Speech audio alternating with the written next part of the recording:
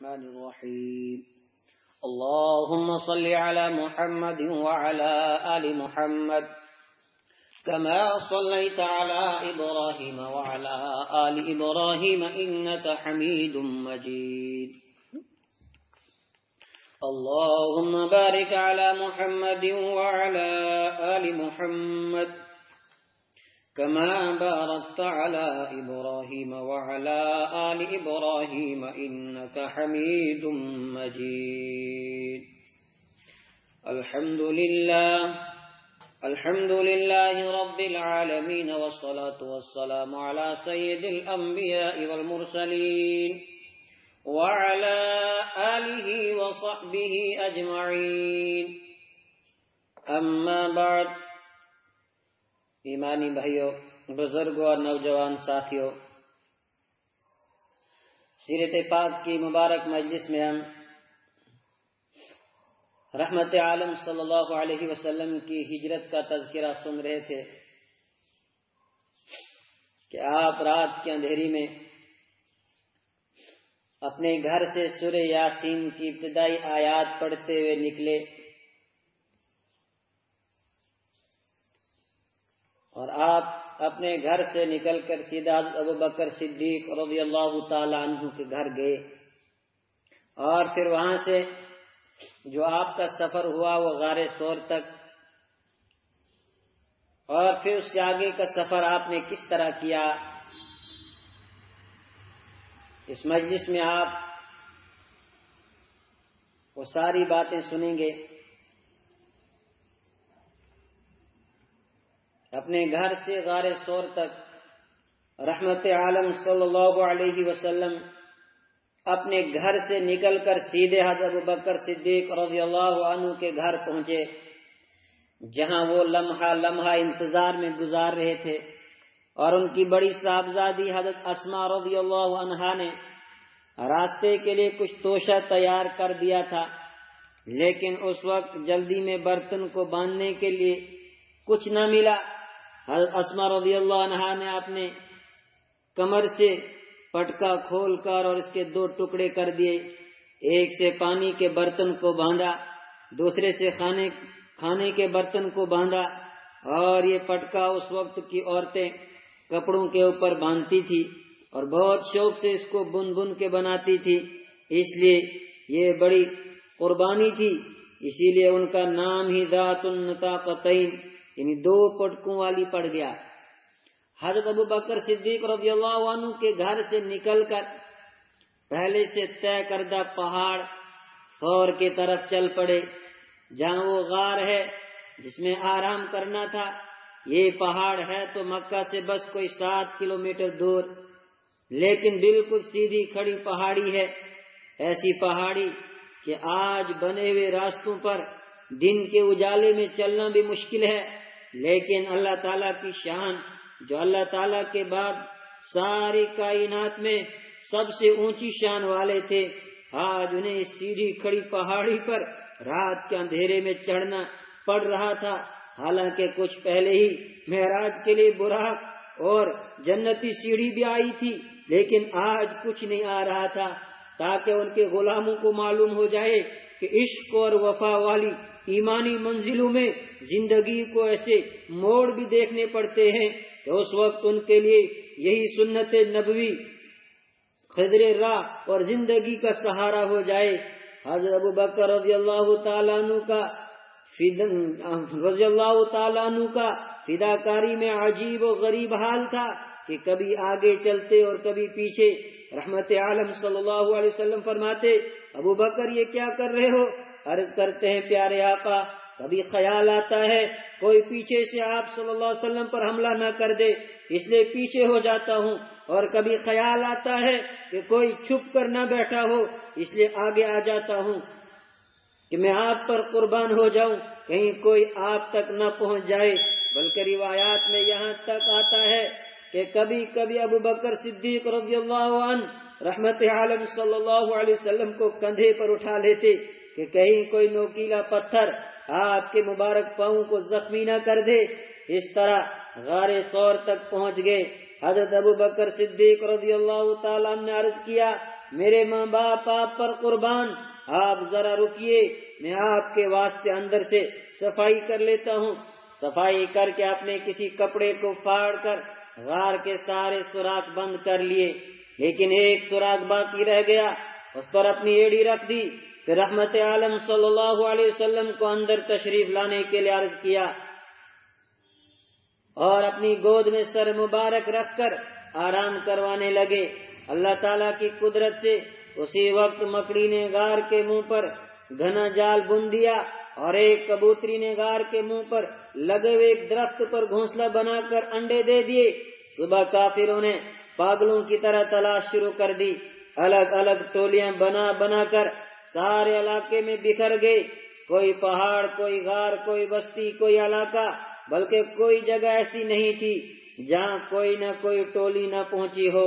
ایک جماعت حضرت ابو بکر صدیق رضی اللہ عنہ کے گھر بھی پہنچی، جہاں ان کی صاحبزادی حضرت اسماء رضی اللہ عنہا سے ابو جہل نے پوچھا تیرے والد کہاں ہیں؟ انہوں نے کہا مجھے کچھ معلوم نہیں۔ اس پر اس ظالم نے اتنی زور سے تھپڑ مارا کہ ان کے کان کی بالی بھی گر گئی۔ پھر یہی جماعت ڈھونڈتی ڈھونڈتی غار ثور تک پہنچ گئی، یہاں تک کہ غار کے قریب بالکل سامنے ہی آ کھڑے ہوئے، جن کو اندر سے دیکھا جا رہا تھا۔ حضرت ابو بکر صدیق رضی اللہ عنہ نے عرض کیا، حضرت وہ تو یہ پہنچ آئے ہیں، اگر ان میں سے کوئی اپنے پیروں کی طرف بھی دیکھے گا وہ ہمیں دیکھ لے گا۔ حضرت رحمت عالم صلی اللہ علیہ وسلم نے بہت تسلی اور اطمینان سے فرمایا، ابو بکر تیرا ان دو کے بارے میں کیا خیال ہے جن کے ساتھ تیسرا اللہ ہے، یعنی اس کی مدد ہمارے ساتھ ہے، اور ساتھ ہی فرمایا لا تحزن ان اللہ معنا، تو بالکل غم نہ کر، اللہ ہمارے ساتھ ہے۔ فرمایا مشرق اور قریب ہوئے تو ان میں سے ایک بولا، اگر کوئی غار کے اندر جاتا تو پھر یہ جالا کیسے باقی رہتا اور کبوتر کا گھونسلہ کیسے باقی رہتا؟ یہاں کوئی نہیں گیا، یہ کہہ کر دوسری طرف مڑ گئے۔ نہیں، بلکہ اللہ نے ان کو دوسری طرف موڑ دیا۔ اللہ تعالیٰ نے بعد میں سن 9 ہجری میں ایمان والوں کو اپنا احسان یاد کرواتے ہوئے اس کا نقشہ اس طرح کھینچا، إِلَّا تَنْصُرُوهُ فَقَدْ نَصَرَهُ اللَّهُ إِذْ أَخْرَجَهُ الَّذِينَ كَفَرُوا ثَانِيَ اثْنَيْنِ إِذْ هُمَا فِي الْغَارِ إِذْ يَقُولُ لِصَاحِبِهِ لَا تَحْزَنْ إِنَّ اللَّهَ مَعَنَا فَأَنزَلَ اللَّهُ سَكِينَتَهُ عَلَيْهِ وَأَيَّدَهُ بِجُنُودٍ لَّمْ تَرَوْهَا وَجَعَلَ كَلِمَةَ الَّذِينَ كَفَرُوا السُّفْلَىٰ وَكَلِمَةُ اللَّهِ هِيَ الْعُلْيَا وَاللَّهُ عَزِيزٌ حَكِيمٌ۔ اگر تم نبی کی مدد نہیں کرو گے تو یقیناً اللہ تعالیٰ ان کی اس وقت مدد کر چکا ہے جب ان کو کافروں نے ایسے وقت مکہ سے نکالا تھا جب وہ 2 آدمیوں میں سے دوسرے تھے، جب وہ دونوں غار میں تھے، جب وہ اپنے ساتھی سے کہہ رہے تھے غم نہ کرو اللہ ہمارے ساتھ ہے، چنانچہ اللہ نے ان پر اپنی طرف سے تسکین نازل فرمائی اور ان کے ایسے لشکروں سے مدد کی جو تمہیں نظر نہیں آئے، اور کافر لوگوں کا بول نیچے کر دکھایا، اور بول تو اللہ ہی کا بالا ہے، اور اللہ اقتدار کا بھی مالک ہے، حکمت کا بھی مالک ہے۔ غار ثور میں 3 دن تک آرام فرمایا، جہاں حضرت ابو بکر رضی اللہ تعالیٰ عنہ کے بڑے بیٹے حضرت عبداللہ رضی اللہ عنہ روزانہ شام کے بعد حاضر ہوتے اور دن بھر مکہ میں جو کچھ ہوتا اس کی خبر دیتے تھے، ساتھ ہی کچھ کھانے پینے کی چیزیں بھی پیش فرماتے۔ حضرت ابو بکر رضی اللہ تعالیٰ عنہ کے آزاد کردہ غلام جو ان کی بکریاں چراتے تھے وہ بھی شام کے وقت حاضر ہوتے، ایک تو بکریوں کا دودھ پیش کرتے، دوسرے ریوڑ کے چلنے پھرنے سے آنے جانے والوں کے قدموں کے نشان بھی مٹ جاتے تھے تاکہ کسی کو شک نہ ہو کہ یہاں کوئی آتا جاتا ہے۔ حضرت ابو بکر صدیق رضی اللہ عنہ کا پورا گھرانہ قربان۔ ابو بکر صدیق رضی اللہ عنہ نے اس موقع پر فداکاری اور قربانی کی وہ مثال قائم کی جو اولاد آدم میں کسی نبی کے امتی کے وہم و خیال میں نہیں آ سکتی۔ ہجرت کے موقع پر گھر میں جھاڑو لگا کر سب کچھ ساتھ لے لیا، گھر میں اللہ کے کرم اور خزانہ توکل کے سوا کچھ بھی نہ چھوڑا تھا، مگر بچوں کی تربیت ایسی فرمائی تھی کہ جانے کے بعد جب دادا ابو قحافہ نے بچوں سے کہا کہ ابو بکر چلے گئے، تمہارے لیے کچھ خرچ بھی چھوڑ کر نہ گئے، حضرت اسماء بنت ابو بکر رضی اللہ عنہا نے فوراً جواب دیا، دادا جان بہت کچھ چھوڑا ہے، اور تجوری میں ٹوٹے ہوئے برتنوں کے ٹھیکرے رکھ کر نابینا دادا کا ہاتھ پکڑ کر اس پر پھیر دیا کہ دیکھیں یہ کتنے سکے ہیں، کیونکہ وہ ٹھیکرے کپڑے سے ڈھکے ہوئے تھے، اس لیے دادا نے سکے ہی سمجھ لیا اور کہا یہ تو اس نے اچھا کیا۔ سبحان اللہ، یہ ہے قربانی اور یہ ہے تربیت۔ اور پھر رحمت عالم صلی اللہ علیہ وسلم مدینہ پاک کے راستے میں، حضرت رحمت عالم صلی اللہ علیہ وسلم جمعرات کو گھر سے نکلے تھے، جمعہ، ہفتہ، اتوار 3 دن غار میں گزار کر پیر کے دن یعنی پہلی ربیع الاول سن 14 نبوی میں یہاں سے نکلے اور 8ویں دن پیر کو مدینہ منورہ پہنچ گئے۔ مشہور روایت کے مطابق، طے شدہ نظام کے مطابق، ان دونوں اونٹنی جو ہیں یہ دونوں اونٹنیاں عبداللہ بن اریقت کے پاس تھی، اور تیسرے دن وہ دونوں اونٹنیاں اور اپنے لیے ایک اونٹ لے کر غار سور کے پاس پہنچ گیا۔ ایک اونٹنی پر حضرت رحمت عالم صلی اللہ علیہ وسلم سوار ہوئے اور دوسرے پر حضرت ابوبکر رضی اللہ تعالی عنہ اور ان کے ساتھ ان کے آزاد کردہ غلام حضرت عامر بن فہیرہ رضی اللہ عنہ، اور ان کے پیچھے بیٹھے اصل راستہ چھوڑ کر عبداللہ بن اریقت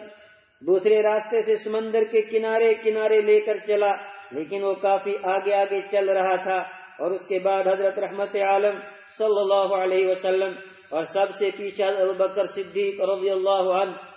اور اگر کبھی کوئی حضرت ابوبکر رضی اللہ عنہ کا جاننے والا مل جاتا اور پوچھتا یہ آگے کون ہے، وہ جواب دیتے یہ وہ آدمی ہیں جو مجھے راستہ بتا رہے ہیں۔ وہ دنیا کا راستہ خیال کر کے چلا جاتا تھا، جبکہ حضرت ابوبکر صدیق رضی اللہ عنہ کا مقصد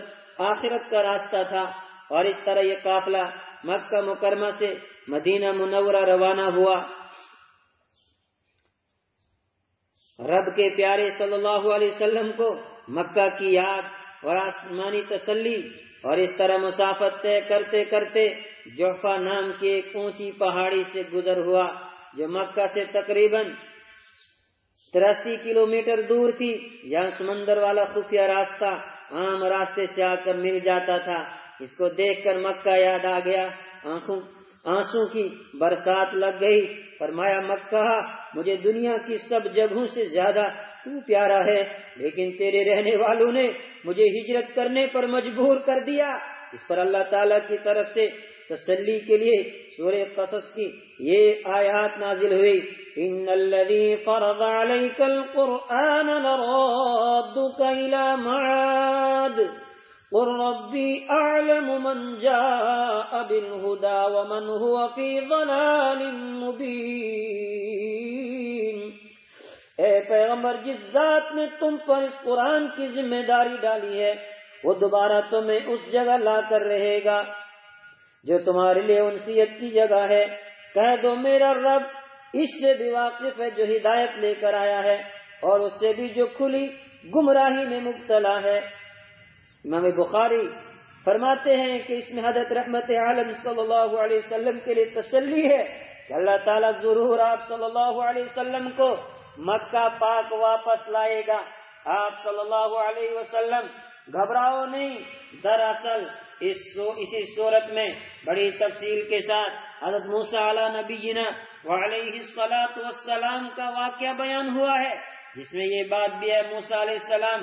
ایک وقت میں فرعون ظالم سے بھاگ کر مدین چلے گئے تھے، لیکن صرف 8 یا 10 سال میں پھر واپس مصر آ گئے تھے، اور آخرکار فرعون غرق ہو گیا، اور اللہ تعالیٰ نے موسیٰ علیہ السلام اور سارے بنی اسرائیل کو اس کے ظلم سے نجات عطا فرمائی۔ یہ اشارہ تھا کہ یہاں بھی ایسا ہی ہونے والا ہے، اور اسی طرح ہوا بھی۔ بس 8 سال کے بعد حضرت رحمت عالم صلی اللہ علیہ وسلم فاتح اور شاہ مکہ بن کر مکہ تشریف لے آئے، اور ابو جہل جیسے فرعون تو جہنم کے گہرے گھڑے میں جا پہنچے۔ ہاں، جن کو کچھ شک و شبہ تھا ان کی آنکھوں سے پردہ ہٹا اور ہدایت کی دولت نصیب ہو گئی۔ یہ تسلی بس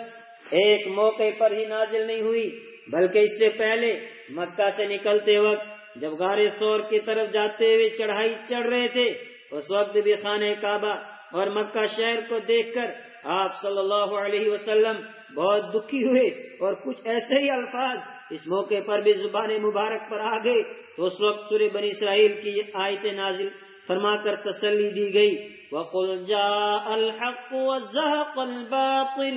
إِنَّ الْبَاطِلَ كَانَ زَهُوقًا۔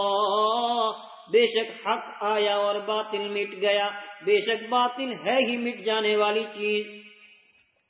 مکہ سے ہجرت کا یہ موقع ظاہری طور پر بڑی مایوسی کا سا تھا، بلکہ باہر سے دیکھنے والے تو اس منظر کو دیکھ کر یہ سمجھ رہے تھے کہ حق والے ہارتے اور بھاگتے جا رہے ہیں۔ کسی کے جواب میں فرمایا، نہیں نہیں، حق گیا نہیں بلکہ حق آ گیا ہے، اور باطل جیتا نہیں بلکہ ہار گیا ہے۔ یہ بات اس وقت عام لوگوں کو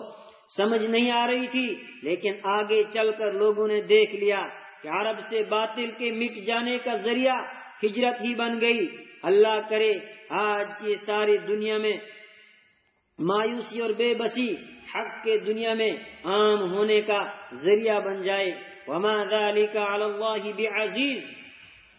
اور پھر ام معبد کے خیمے میں مکہ مکرمہ سے کوئی 130 کلومیٹر دور اس راستے پر ایک غریب مسکین بوڑھی کا خیمہ آتا تھا جو دل کی بہت مالدار تھی، اپنے خیمے کے سامنے بیٹھی رہتی تھی۔ وہاں سے آنے جانے والے ہر ایک کی اپنی حیثیت کے مطابق مہمان نوازی کرتی تھی، کسی کو پانی پلا دیتی تھی،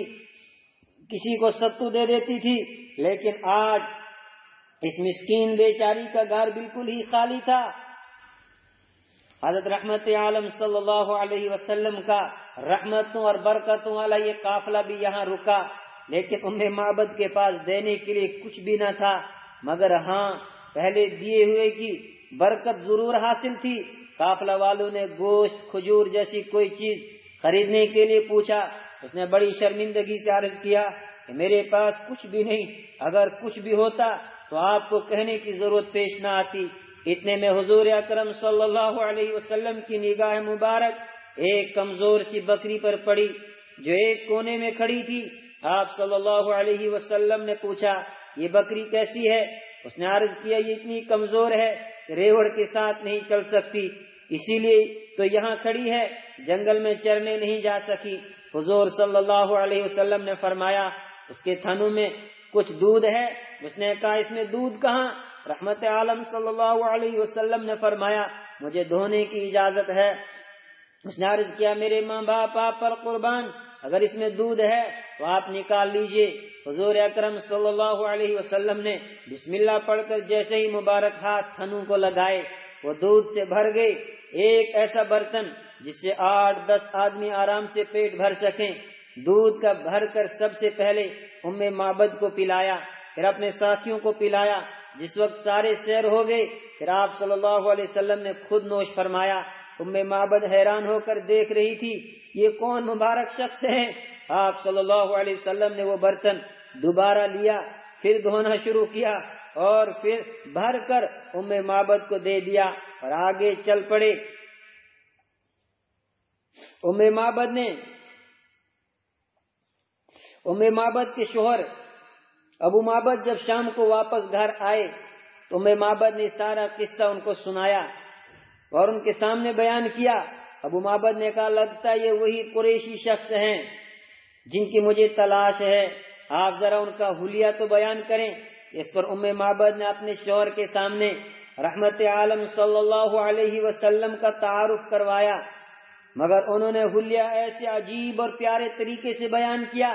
کہ انسان یہ کہنے پر مجبور ہو جاتا ہے، یقیناً یہ اللہ تعالیٰ نے ہی ان سے بیان کروایا ہے، ورنہ ایک نظر دیکھ کر دنیا کی کوئی بوڑھی بیان نہیں کر سکتی۔ وہ فرماتی ہیں کہ چمکتے رنگ والے، تابناک چوڑے چہرے والے بلند و پیارے اخلاق والے، نہ پیٹ ذرا باہر نکلا ہوا جس سے خوبصورتی میں کمی آ جائے، نہ مانگ کے بال گرے ہوئے، ہاں بہت ہی خوبصورت، بہت ہی پیارے، موٹی آنکھیں اور آنکھوں میں لال ڈورے اور بھوں کے بال گھنے اور آواز میں رعب و غرض مگر بہت میٹھی، گردن اونچی اور لمبی، آنکھیں سرمگی اور خوبصورت، پلکیں گھنی خمدار خوبصورت، بال گہرے سیاہ اور گنگریالے، جب چپ ہوتے ہیں تو سکون و وقار اپنی لپیٹ میں لے لیتا ہے، اور جب بات کرتے ہیں تو چاندنی چھا جاتی ہے، دور سے دیکھو تو سب سے زیادہ حسین و جمیل، اور نزدیک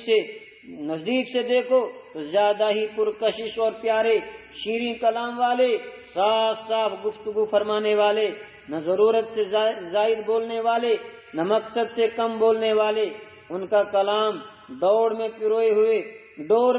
ہوئے موتی اور میانہ قد والے، نہ اتنے پست کے نگاہ کو کھینچ نہ سکیں، نہ اتنے لمبے کے نگاہوں کو نہ بہائیں، ایسے تر و تازہ قامت والے، گویا کے دوہری شاخوں کے بیچ تیسری شاخ ہیں، بس لوگوں میں سب سے خوبصورت قد والے۔ ان کے ساتھی ان کو سدا گھیرے رکھتے ہیں، جس وقت وہ کوئی بات کرتے تو ساتھی کان لگا کر سنتے، اور اگر وہ کوئی حکم کرتے تو اس پر عمل کرنے کے لیے دوڑ پڑتے، بس اسی طرح ان کی خدمت کی جاتی ہے اور ان کی بات مانی جاتی ہے۔ یہ صفات سننے کے بعد ابو معبد بولے، یہ یقیناً وہی قریشی ہیں، لہذا میں ضرور ان سے ملاقات کروں گا۔ بعد میں دونوں میاں بیوی کو اللہ تعالیٰ نے ایمان نصیب کر دیا، اور کچھ حضرات نے لکھا ہے حضرت ام معبد تو اسی وقت ایمان لے آئی تھی، لیکن ان کے شوہر بعد میں مدینہ میں حاضر ہو کر ایمان لائے رضی اللہ عنہما۔ رب ہی جانے راستے میں اس طرح کے کتنے پیارے پیارے قصے پیش آئے، مگر ہائے افسوس مضبوط سند کے ساتھ زیادہ کچھ محفوظ نہ رہ سکا۔ اس ایک قصے سے اندازہ لگایا جا سکتا ہے کہ بالکل سادھے چرواہوں اور ان پڑھوں کے دلوں میں اللہ کے پیارے نبی صلی اللہ علیہ وسلم کو دیکھنے کے بعد کیسے ہلچل مچ جاتی تھی۔ حضرت رحمت عالم صلی اللہ علیہ وسلم نے نہ ام معبد کو کوئی دین کی دعوت دی، نہ ابو معبد کو، بس ام معبد رضی اللہ عنہا نے اپنی آنکھوں سے دو چیزیں دیکھی، ایک اللہ تعالیٰ کے حبیب صلی اللہ علیہ وسلم کی برکت جس کو انہوں نے بابرکت شخص کہہ کر بیان کیا، اور دوسرے پیارے نبی صلی اللہ علیہ وسلم کے پیارے خوبصورت چہرے کی زیارت، جس کا نقشہ کھینچتے ہوئے انہوں نے ایسا حلیہ بیان کیا کہ شوہر کو بھی ایمان نصیب ہو گیا۔ سبحان اللہ۔ میرے ایمانی بھائیوں، ادھر ابو جہلی جماعت کا انعامی اعلان ہوتا ہے، اور سراقہ بن مالک کی دوڑ، ادھر اللہ تعالیٰ کی حفاظت میں سب کے سردار، نبیوں کے امام حضرت رحمت عالم صلی اللہ علیہ وسلم اطمینان سے جا رہے تھے، جبکہ ادھر ابو جہل کی پارٹی کے لوگ ڈھونڈ ڈھونڈ کر بے حال ہو چکے تھے۔ آخر تھک ہار کر انہوں نے اعلان کر دیا کہ جو حضرت نبی اکرم صلی اللہ علیہ وسلم یا حضرت ابو بکر رضی اللہ تعالیٰ عنہ کو پکڑ کر لائے گا یا ان کو قتل کر دے گا، ان کو 100 اونٹوں کا انعام دیا جائے گا۔ اس انعام کے لالچ میں بڑے بڑے راستوں کے ماہر سورما میدان میں اتر آئے، لیکن بہت دوڑ بھاگ کرنے کے بعد بھی کچھ ہاتھ نہیں لگا۔ صرف سراقہ بن مالک، جن کو بعد میں ایمان نصیب ہو گیا، وہ خود اپنا قصہ بیان فرماتے ہیں کہ میں خاندان میں مجمع لگا کر بیٹھا ہوا تھا، اچانک ایک شخص آیا اور اس نے کہا کہ میں نے سمندر کے کنارے کچھ لوگوں کو جاتے دیکھا ہے، مجھے لگتا ہے کہ یہ وہی لوگ ہیں جن کے لیے اعلان انعام ہوا ہے۔ میں نے فوراً اس کو باتوں میں الجھا دیا تاکہ کسی اور کو اس طرف خیال نہ جائے۔ میں نے اس شخص سے کہا وہ نہیں ہو سکتے، پھر اپنے گھر کی پچھلی طرف سے نکلا تاکہ کوئی اور نہ دوڑ پڑے، پھر اپنا تیر و ترکش سنبھالا اور اپنا تیز رفتار گھوڑا دوڑاتا ہوا سمندر کے کنارے پہنچ گیا۔ حضرت ابو بکر صدیق رضی اللہ عنہ نے دیکھ کر فرمایا، یہ ضرور کوئی ہماری تلاش میں ہے۔ حضور اکرم صلی اللہ علیہ وسلم نے یہاں بھی اطمینان سے فرمایا لا تحزن ان اللہ معنا، گھبراؤ نہیں، اللہ ہمارے ساتھ ہے۔ آپ صلی اللہ علیہ وسلم نے حفاظت کی دعا فرمائی، جسے سراقہ بن مالک کا گھوڑا گھٹنوں تک زمین میں دھس گیا۔ سراقہ رضی اللہ عنہ فرماتے ہیں میں سمجھ گیا یہ دعا کا نتیجہ ہے۔ میں نے عرض کیا آپ میرے لیے دعا فرما دیجئے، میں وعدہ کرتا ہوں اس راستے پر جو بھی آتا ہوا مل جائے میں اس کو واپس لے جاؤں گا۔ آپ صلی اللہ علیہ وسلم نے دعا فرمائی تو گھوڑا کھڑا ہو گیا۔ سراقہ کے پاس کچھ کھانے پینے کا سامان تھا، وہ تحفے میں پیش کیا، لیکن حضور صلی اللہ علیہ وسلم نے قبول نہیں فرمایا، بس دوسری بار وعدہ لیا کہ ہمارے بارے میں کسی کو خبر نہیں کرنا۔ ساتھ ہی ایک پیشن گوئی بھی فرمائی کہ سراقہ تیرا اس وقت کیا حال ہوگا جب تو ایرانی بادشاہ کسرا کے کنگن پہنے گا۔ یہ پیشن گوئی اسی طرح پوری ہوئی۔ حضرت عمر رضی اللہ عنہ کے زمانے میں ایران فتح ہوا، کسرا کے کنگن بھی غنیمت میں آئے، اور حضرت عمر رضی اللہ عنہ نے حضرت سراقہ بن مالک بن جاشم کو اللہ تعالیٰ کے کرم سے پہنا کر وہ پیشن گوئی پوری فرما دی۔ سراقہ بن مالک رضی اللہ عنہ واپس مڑے اور راستے میں جو کوئی بھی ملا اس کو مطمئن کر کے واپس کر دیا کہ اس راستے کو میں دور تک دیکھ آیا ہوں، ادھر کوئی نہیں ہے۔ کچھ روایات میں حضرت سراقہ بن مالک رضی اللہ عنہ کی طرح حضرت بریدہ اسلمی رضی اللہ عنہ کا قصہ بھی آیا ہے، انہوں نے ایک جماعت کو لے کر پیچھا کیا لیکن اللہ نے سب کو ایمان نصیب کر دیا۔ ایمانی بھائیوں، سارے جہاں کے پیارے قبا کی بستی میں مدینہ کے لوگ اندازہ لگا کر کہ رحمت عالم صلی اللہ علیہ وسلم اب آئے کہہ کر اپنے دل کو تسلی دے رہے تھے۔ صبح گھروں سے نکل کر اس پہاڑی پر بیٹھ جاتے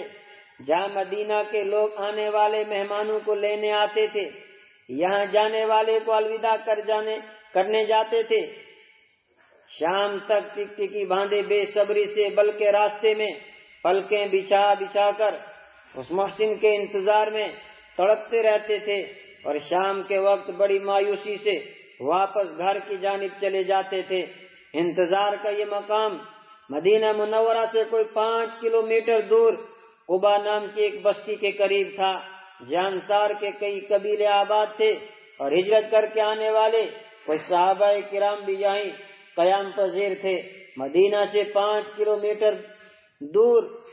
روزانہ استقبال کے لیے آنا اور پھر شام کو انتظار کر کے واپس جانا، اس سے مدینے والوں کے شوق اور تڑپ کو محسوس کیا جا سکتا ہے۔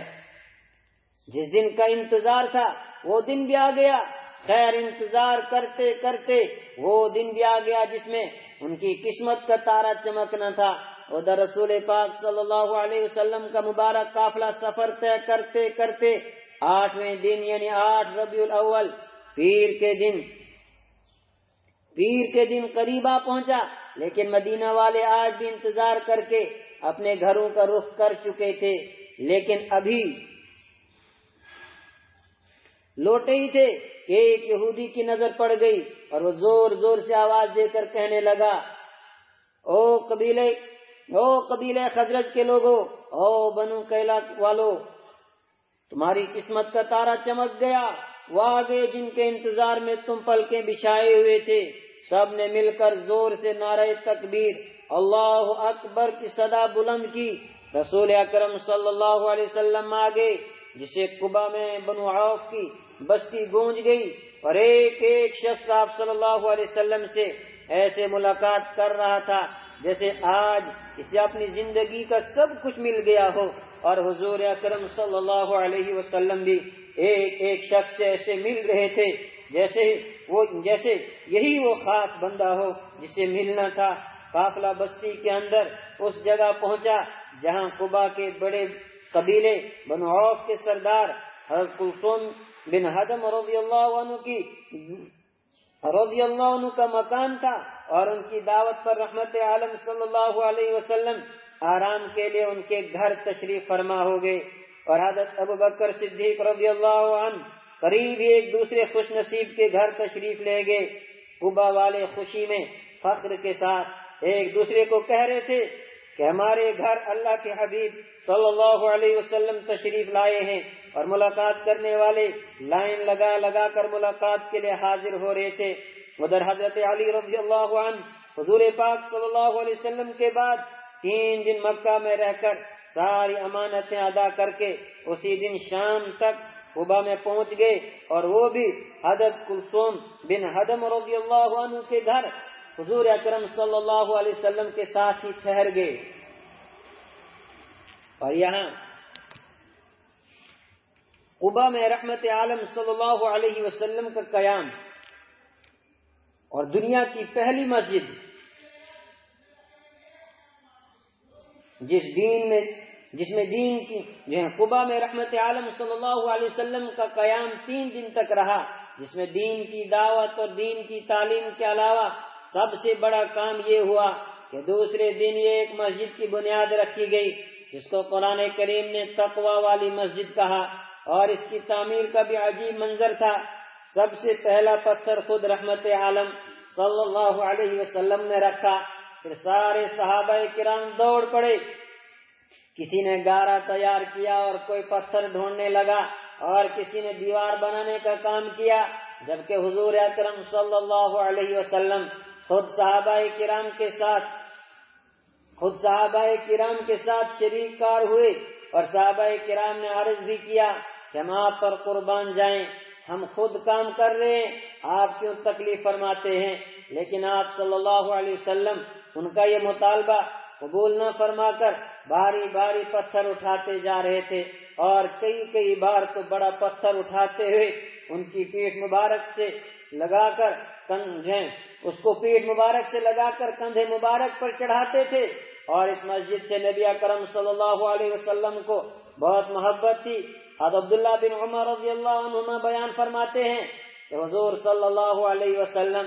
ہر سنیچر کے دن کبھی پیدل اور کبھی سوار ہو کر مسجد قباء تشریف لے جاتے تھے، اور وہاں 2 رکعت نماز پڑھتے تھے۔ ایک اور حدیث میں ہے کہ آپ صلی اللہ علیہ وسلم نے فرمایا، جو آدمی اپنے گھر سے وضو کر کے مسجد قباء تشریف لے جائے اور 2 رکعت نماز پڑھے، اس کو 1 عمرے کا ثواب ملتا ہے۔ اور اس مسجد کی شان میں یہ آیات نازل ہوئی، لَمَسْجِدٌ أُسِّسَ عَلَى التَّقْوَى مِنْ أَوَّلِ يَوْمٍ أَحَقُّ أَن تَقُومَ فِيهِ رِجَالٌ يُحِبُّونَ أَن يَتَطَهَّرُوا وَاللَّهُ يُحِبُّ الْمُطَّهِّرِينَ۔ وہ مسجد جس کی بنیاد پہلے ہی دن سے تقوی پر رکھی گئی ہے،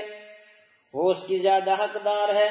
کہ آپ صلی اللہ علیہ وسلم اس میں قیام فرمائیں۔ اور اس میں ایسے لوگ ہیں جو خوب پاک رہنا پسند کرتے ہیں، اور اللہ تعالیٰ بھی خوب پاک رہنے والوں کو پسند کرتا ہے۔ اور پھر دنیا